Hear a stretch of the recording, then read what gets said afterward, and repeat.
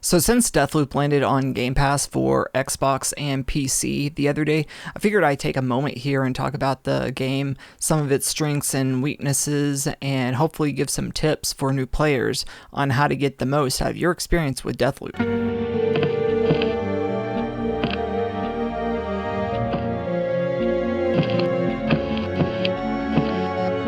Now, the first thing I need to get off my chest is when I was talking about this game with my cousin, he came on saying it was a roguelite. This game is not at all a roguelite. Yeah, it has a couple of similar mechanics, like whenever you die, you lose your direct inventory. Thing is that quickly changes. Once you take down the very first visionary, you're giving the ability to infuse weapons. So once you're given the ability to infuse weapons, once you get the currency in the game, you're able to transfer that into infusion.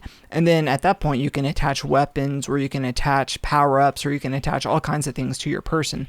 So whenever you die and you start a new loop, you start off with basically everything that you have. Another difference with that is the fact that everything is scripted. Every single time you go into an area at a particular time of day, the enemies are at the exact same place. The weapons are kind of sort of the exact same place. I think they kind of change up the weapons here and there. Everything is scripted though. There's the same interactions happen each time you go in there because you're redoing the same day over and over and over again. So with if you play like Returnal, it's a crapshoot what you're going to get whenever you play Returnal. I mean, God only knows the type of enemies that you're going to walk into whenever you walk into that next door. But with Deathloop, everything is scripted, everything is predetermined. So once you've gone through each area a few times, you already know what you're going to be getting into, and that sets you up for a much higher rate of success, because at that point you already know, okay, there's going to be 3 guys here at this intersection, so whenever I walk in, I already know what to do with them. So when you very first start playing, the game doesn't show all of its cards to you. It's a really linear tutorial until you take down the first visionary. Once you take down the first visionary, basically everything opens up and it's completely open at that point. But until you do that, it's a very linear tutorial experience, because they're trying to make sure that you understand the mechanics of the game and try to make sure that you understand what you're doing and why you're doing it and how you're doing it. So the best advice I can give is once you start the game, you immediately want to get a rapier rifle. It's a high caliber one-shot rifle. It only carries 1 bullet at a time, but that weapon is highly powerful. At long range, it can pretty much take out anybody with 1 shot. With the visionaries, it might take a few shots to take the visionaries out, but with all the just random people in the streets, 1 shot, they're dead. So it's probably, in my eyes, the best weapon in the entire game, because you can sit up on a roof and you can just start picking people off one by one. So once you're given the ability to infuse, I would highly recommend infusing the rapier rifle. I also highly recommend infusing the shotgun, because the shotgun, it's a very powerful blast, and if you are in close quarters, you can usually take out several people with 1 shot. Now, a lot of the game I spend with just the machete. Personally, I'm kind of a sneak player, so I like to play with that approach. I'll kind of walk around with the machete and just keep on doing, 1-shot criticals on everybody behind their back. But you don't have to play that way. You can go in guns blazing. But the problem with going in guns blazing is if you don't have a silencer, once you shoot your weapon, it alerts everybody in the area and they all come gunning for you. So that's why it's a little bit better if you make a more strategic approach and just kind of take a bird's eye view of how many enemies are in the area and just go picking them off one by one. Now, if you want to go in guns blazing and you want to engage them with that, it's probably the better option to use a shotgun, because then you can hopefully kill 2 or 3 people in 1 shot in close quarters. I would not recommend using the rapier high caliber rifle for close quarters battle. You could also use one of the hand machine guns, but the problem with the hand machine guns is they jam a lot, and so I usually kind of refrain from using those in my personal play.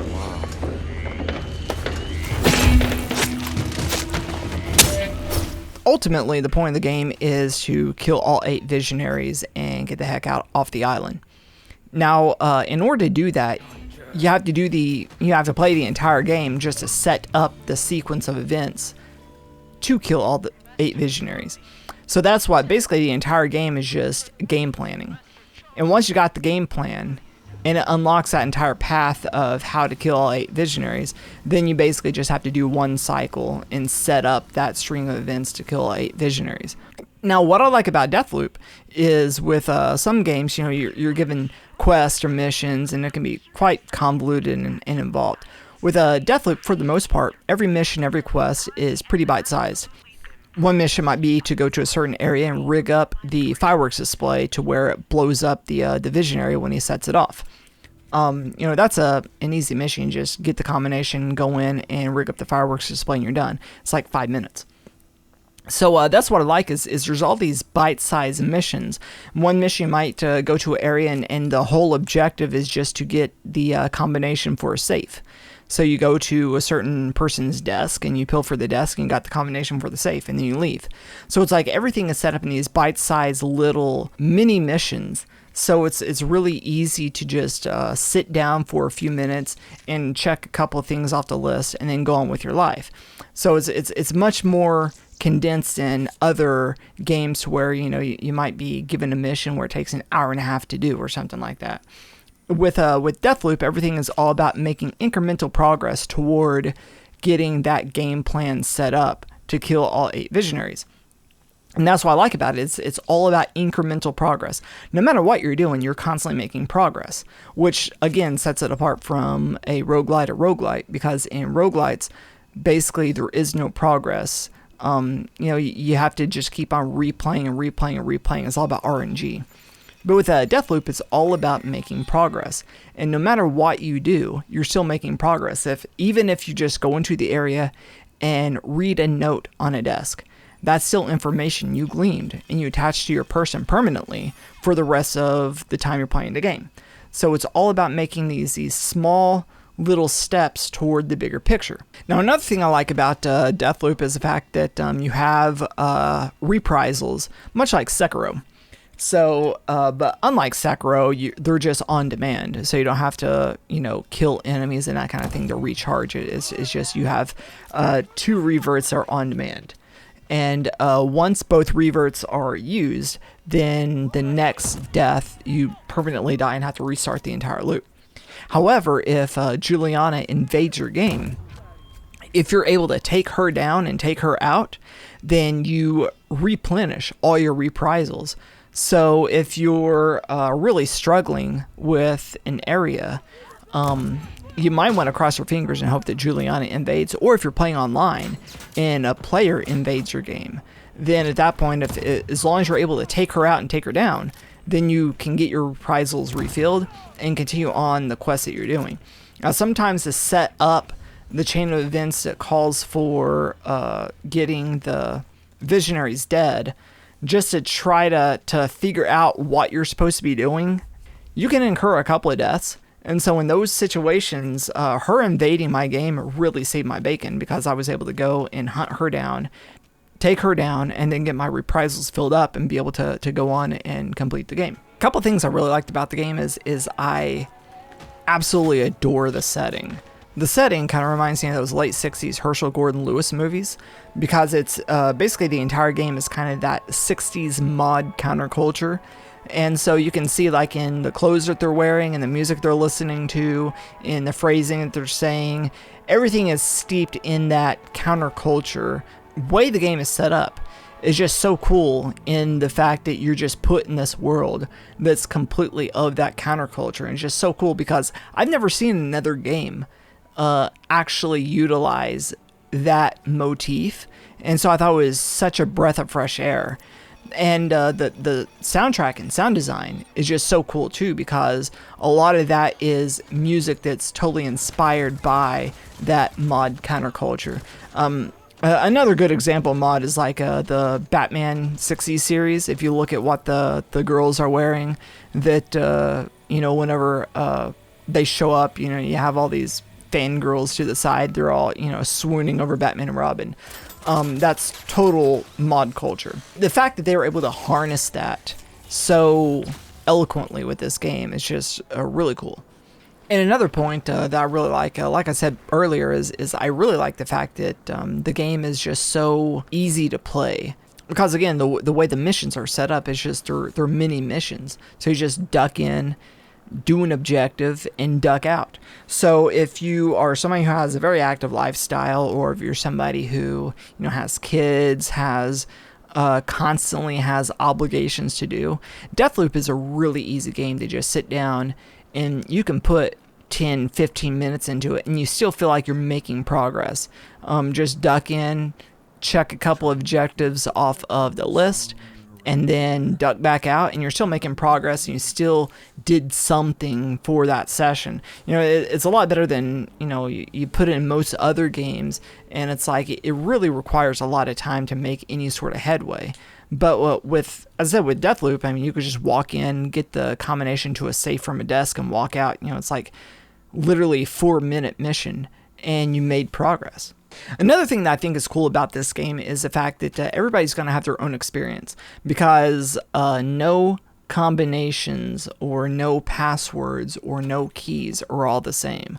So everybody's going to have their own, set of passwords, keys, combinations, and that kind of thing. So I thought that was really cool, because there's no way that you could just look up a walkthrough or tutorial to get the passwords or anything like that. You literally have to play the game, and you have to glean that information yourself from the world in order to progress in the game. So I thought that was pretty cool that they were able to do that and make it to where you really have to experience it to get the most out of it.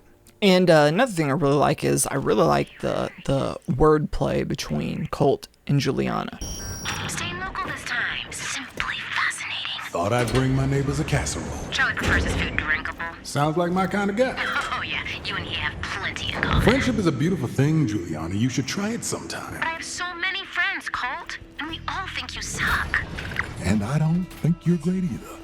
They're really endearing characters, and the voice actors and the script writers and everybody really did a good job on pulling that off and making them relatable and making that relationship likable to a degree.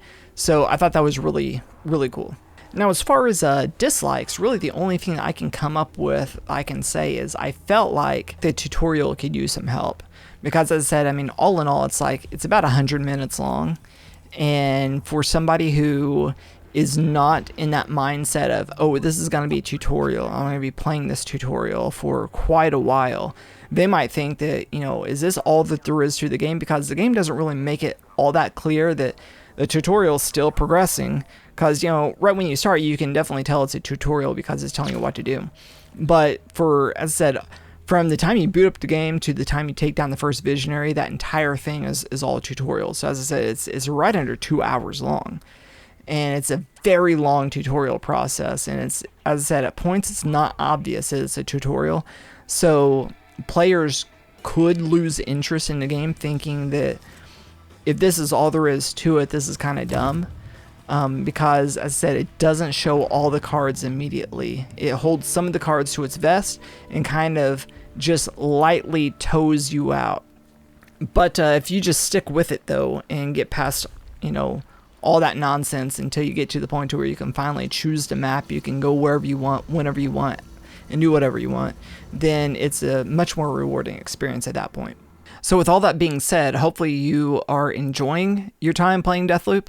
I know that it kind of has, for me, I thought it kind of had a steep learning curve because there's a lot of mechanics going on and there's a lot of systems going on, and the game really asks a lot of you at the beginning and you really don't know what you're doing.